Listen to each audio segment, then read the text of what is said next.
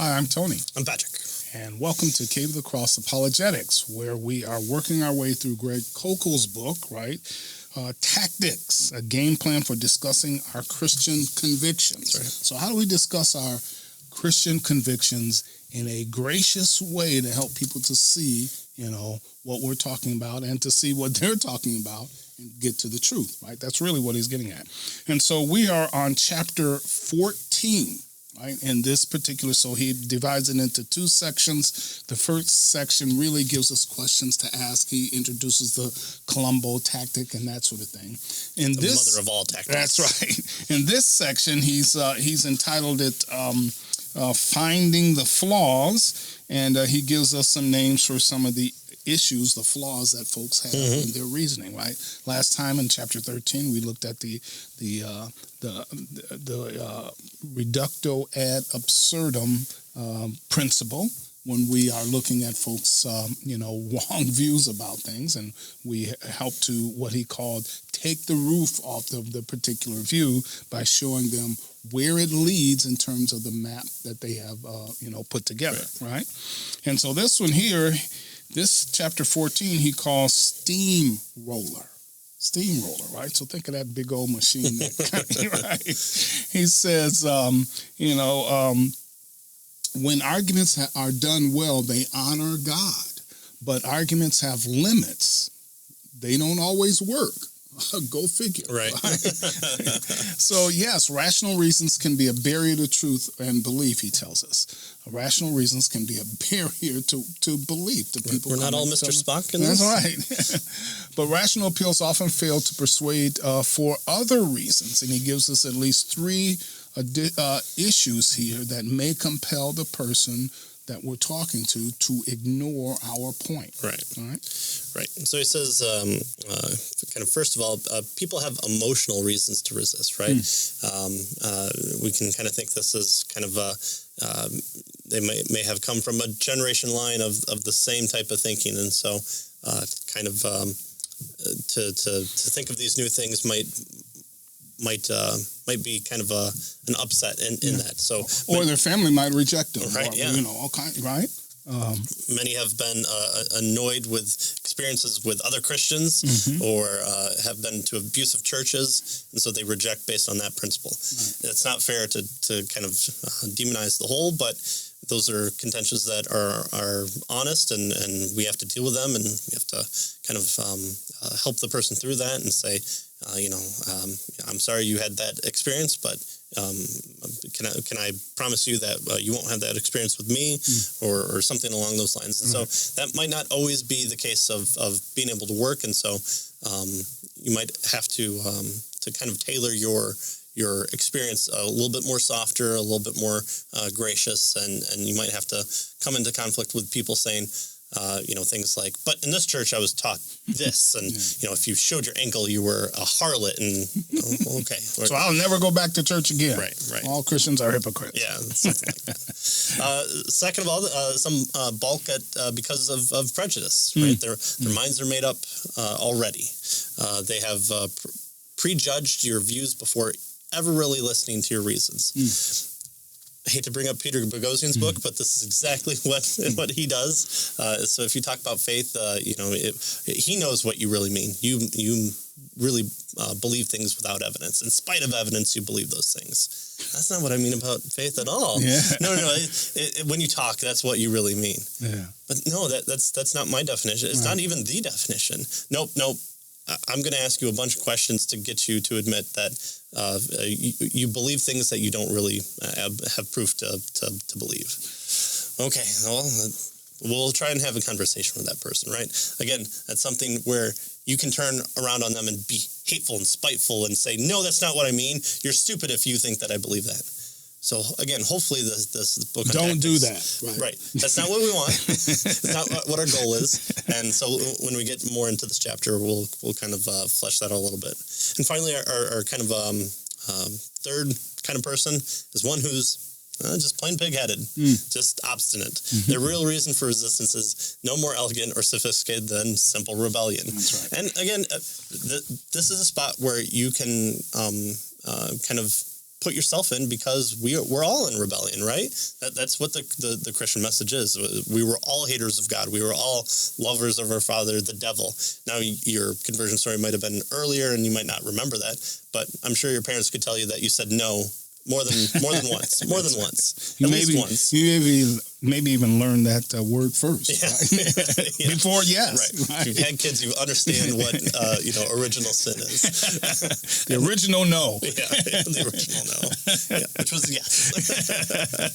And so kind of these are the people that you'll interact with, and look online, you'll have that. You think you have this well laid out position, and it speaks against the topic that they brought up to trip you up, and you're supposed to renounce your faith and blow off your baptism with a hairdryer, and put on sackcloth so that you can go out into the world and make more unbelievers. And so then they just respond with something else. And so the steamroller chapter is kind of covering those people and kind of how to deal with them, how to again have a conversation with them, or maybe not. So we'll get into that a little bit. Yeah.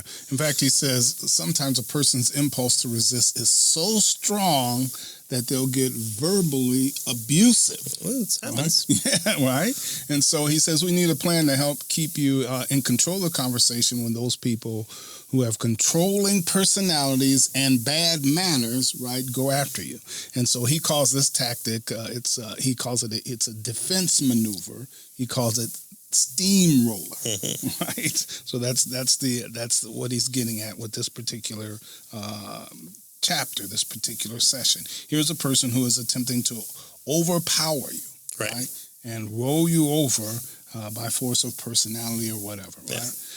Either on purpose or because that's who they are, kind of deal. So he says steamrollers have a defining characteristics. They constantly, number one, interrupt, right? And they don't let you they don't let you get through what you. As soon as you begin to answer, they hear something that they don't like in your explanation, and they interrupt. They pile on another challenge, right? Well, wait, The scripture's been changed. Well, in order to do that, you'd have to do a lot of things, like Jericho. Jericho, that didn't really happen. The pottery shards. Well, those pottery shards, and not about Jericho only, but the Exodus as a whole, that never really happened. Well, hold on. I'm steamrolled over this. So it says if you try to go down, a new path, they interrupt again, firing questions, changing the subject. Yes, never really listening to anything that you have to say, right? And so you find yourself constantly, he says, off balance and on the defensive. Right? Of course, that's not where we want to be. No. In terms of... we want balance. That's right, in terms of our tactics, right? We want balance. We want this to be again, a dialogue, a dialogos, words between two people. And again, that's something that you should desire. You shouldn't steamroll people. You shouldn't say... again, here's 24 facts on the basic assumptions of the resurrection, and number 24, and they're like, I had an issue with one. Can we go back to one? Oh, sorry. So he says when you encounter these people who try to overpower you, he says they don't overwhelm you, right? With facts or arguments, rather they roll over you with the force of their personalities, right? Their challenges come quickly, one after another, keeping you from collecting your wits and giving a thoughtful answer. Right? And this is what the idea of what he's getting at with regard to steamrollers. Right? And the nice thing is we have a 3-step kind of approach on how to deal with them. Yay! So how do we deal with these steamrollers? These people who are, not really overmatching us with information, that sort of thing, but kind of just overwhelming us and knocking us over, right? Well, get around the steamroll and ask the person to stop.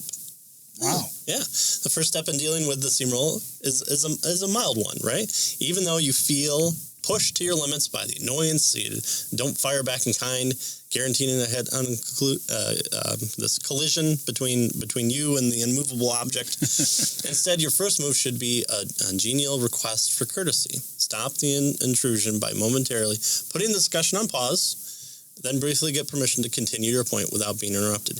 Use a little body language, like putting up your hand. That's a good one. Most people view that as an international sign for stop.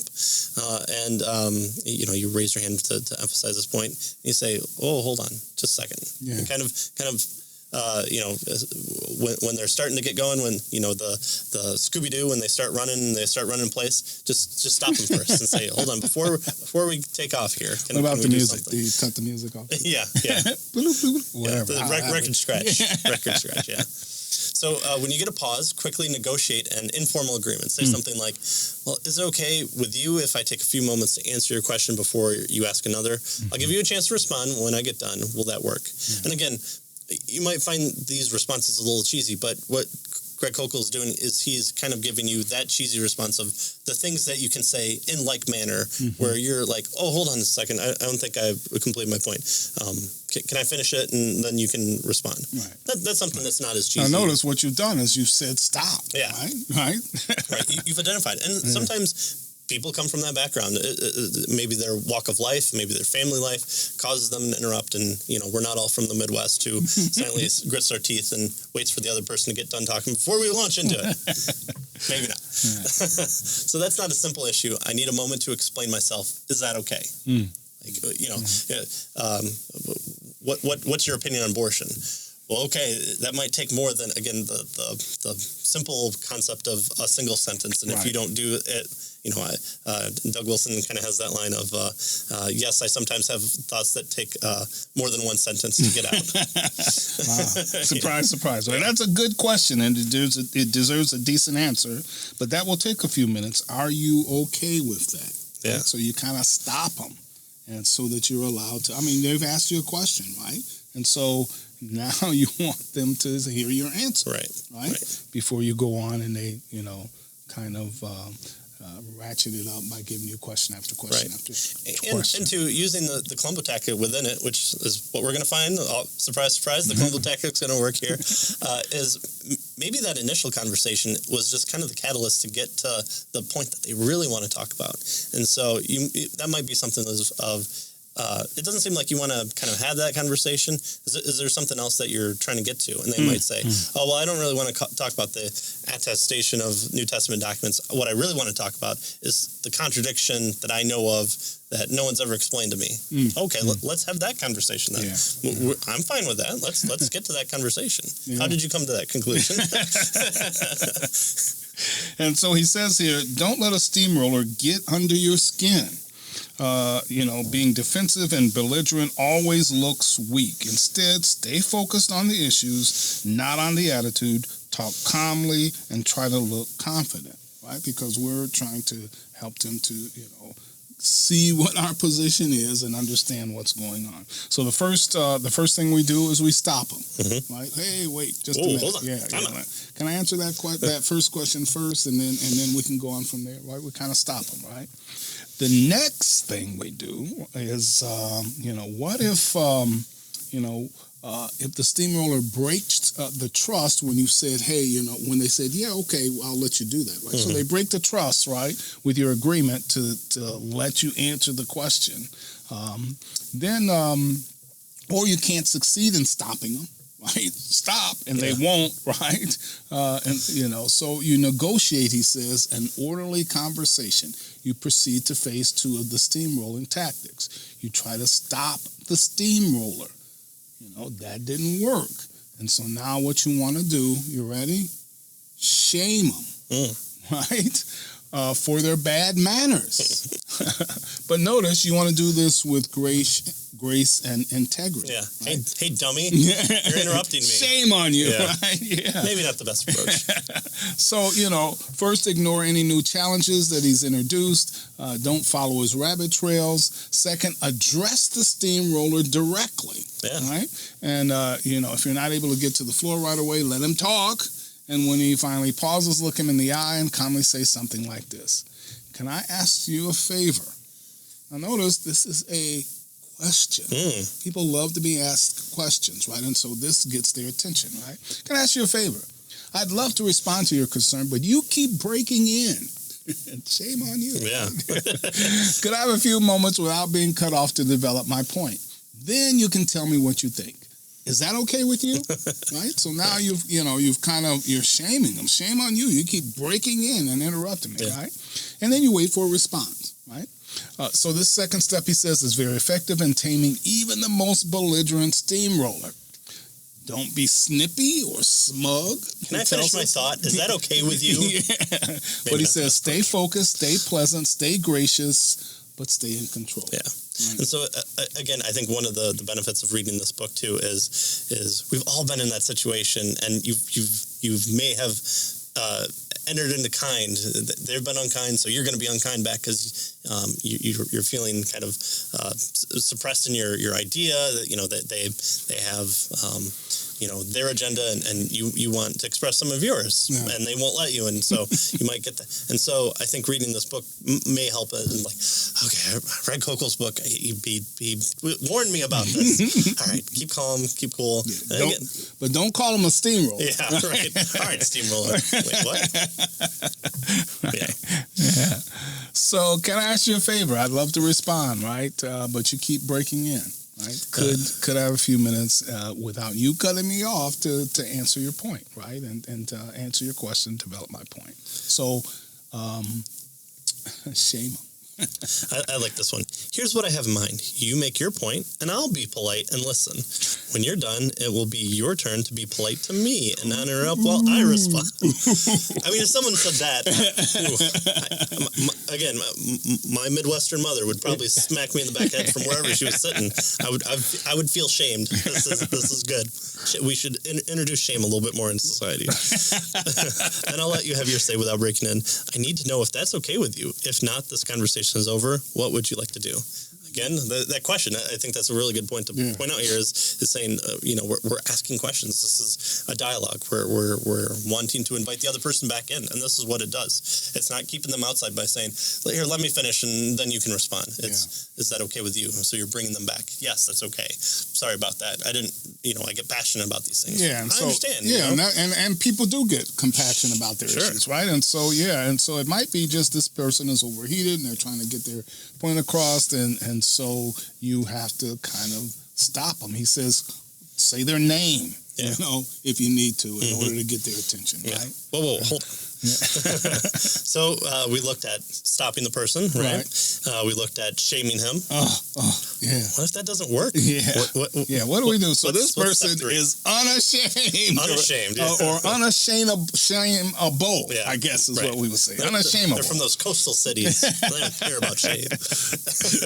Well, unfortunately, step 3 is it's okay to not give everyone the respect of an answer, especially if they're continuously breaking in. So step 3 is kind of just to leave them, to go away. First, you stop him, then you shame him. If that doesn't work, you leave him. Like any good relationship. When all else fails, let it go. Walk away. Again, what's the goal? Not to get any side mad. Right. And so it might just be, okay, clearly you can't allow me to talk. You just want to have this monologue. It's probably best that we kind of go our own way. If the steamroller won't let you answer, listen politely until he's finished and drop it. Okay, that's a good point. Let him have the satisfaction of having the last word. The last word. Which is a hard thing to do, especially Facebook comments, YouTube comments.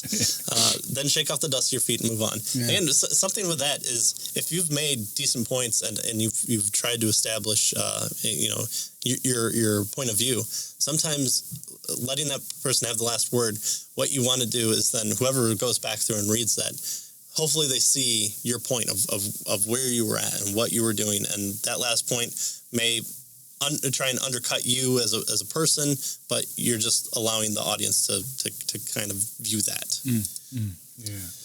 So he says that this is the kind of the last step is dictated by a simple but bit of insight. Not everyone deserves an answer. Wow. And we actually get so not everyone deserves an answer. Right. That's the insight here. Right. Okay. And who gives us this insight? Jesus does. Wow. Jesus warned, do not give what is holy to dogs and do not throw your pearls before swine. And that's Matthew 7:6. So we got to figure out if they're dogs and pigs, right? Yeah. If you sense someone is pawing the turf and readying for a charge, it may be time to leave. Don't waste your efforts on people like this. There's plenty of ripe fruit waiting to be harvested. Amen. Save your energy for more productive encounters. And again, this is about tactics on how to have conversations. And if you're not able to have a conversation, this might not be the best time, the best place. Maybe they just got into a fight with their parents, and so their steamrollerness is based off, a conversation that they previous had before. anger. Right? Again, and what am I doing here? I'm kind of giving excuses for them for their behavior. That isn't, just they hate God. They don't want to hear the truth, right. and so I must force the gospel on them, because then when they think back to that encounter, they might go, he was having a conversation with me, but I let the fight that I had with my parents kind of influenced me. I should give him a call, apologize, or when I see him again, say, hey, sorry, I interrupted you. And that might be what happens. Or you just might have to have some other laborer in the field be their harvester. So that's what we want to do. Yeah. He says here that Jesus followed his own advice. Yeah. Jesus was amazingly tight-lipped before Pilate. He gave him no answer, John 19:9. At times, he was also evasive with religious leaders intent on tricking him. Yeah. Matthew 21 says, neither will I tell you by what authority I do these things, right? I'm not going to say, right? Right. Well, and he did that with questions, too, at the beginning. He did a Columbo tactic at the beginning. They liked John, and so he said, by whose name did John baptize? I don't really want to answer that. And they're like, we don't want to say. All right, then I'm not going to say either. Yeah. We're not going to have this conversation. Yeah. If you're going to pause it to me, but you're not going to answer my question, then why should I? Then it's over. Yeah. I'm walking away. Right. Right. And what does the text tell us? Is they kind of understood what the implication was even without the answer. So that's something to be had there as well. So he says, how do we know when someone has crossed the line? When do we have an obligation to speak, and when should we save our pearls, right, for another time? He says, part of the answer can be found in Jesus' next word in Matthew 7:6. Or they will trample the pearls under their feet and turn and tear you to pieces, right? And so he says, be generous with the truth. Sure. Except when someone who shows utter contempt for the precious gift being offered, he says he will simply trample it in the mud and then viciously turn on you. If you sense someone is pawing the turf and ready for a charge, maybe time to leave. Right. That's one of those things, too, where, if you're using the Columbo tactic and it's now your turn to provide an answer, which is, again, what we want to do, and they just keep hurling accusation after accusation after accusation after accusation, and you're kind of not really staying on a topic. They're not given kind of their perspective. It might be time to go, okay, well, it seems like you just want to ask me a bunch of questions. We've kind of been going at this long enough. I'm going to bow out here. Right. So, But I'll give you the last word. Yeah. Yeah. I mean, sometimes that makes a difference to people. So, they can go away, raising their glove boxes there and say that I've won. That's fine. What does it matter? You've made a possible gospel presentation. You've provided them with answers to some of their questions, or you've told them, hey, I don't know, I'll get back to you. Oh, well, if you don't know that, then how can you be certain of anything? Okay, well, if you don't want me to find out an answer to your question, I guess you didn't really mean it. Or okay, but just let it go and let that person go away gloating. It's you're not out prize money or whatever it is. You just ended the conversation, and sometimes that's what you need. Is like, I've been in this coffee shop for 20 minutes, and I really need to go pick up my kids. So, I can't give you another 10 minutes to tell you why that's not the case or what have you. And so I like Coco's point here where he says, if someone's hating the answer that you're giving them, don't take it too personally, because Jesus tells us that, when they hate you, they're hating me. So, that's something that we're told that we're blessed in. Actually, if they're reacting in such a strong way where, they don't like it. It's like, okay, well, good, I'm blessed.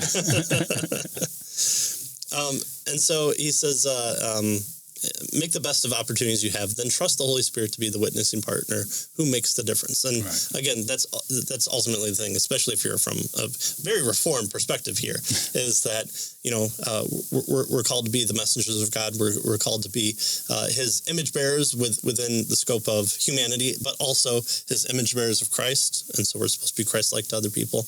And so ultimately, whose responsibility is it for the salvation of others, of turning the hearts of men from hearts of stone to hearts of flesh? Well, that's a supernatural thing. It's nothing that we can do on our own. It's something that we have to be humble and contrite about and turning our lives over. And that's ultimately up to God. And so, again, that's why we can think that we might have the worst gospel presentation. I didn't talk about the atonement enough. Well, okay, but God can use that. And again, you might be the third in a line of 16 people that talk to that person, and number 16, and you'll never interact with that person again. But that person remembers kind of what you said a little bit about them being a sinner. Yeah. Okay. And he says, dealing with the steamroller is rarely a smooth and tidy enterprise, right? The thing that makes things smooth is hard to have a smooth interaction. Yeah, really. He says, so when you encounter abuse, don't take it personally. Right. It's not about you. It's about Christ, as you said, right? So when you falter, he tells us, don't get discouraged with the process. Take it as a learning experience for the next time around. Yeah, right. That's what we're doing. So, that's where this chapter ends, and we'll get into more types of people that we'll interact with next time. And again, this is having a conversation. This is having a dialogue. There's no when they say this, you say this. That's disingenuous to what a dialogue is, and that's not also allowing them to speak, to define their terms. Something that you want other people to do with you. And again, don't be the steamroller to someone else's conversation, even if you are the holier than thou Christian. Because what's the desire? Are you just wanting to have a monologue?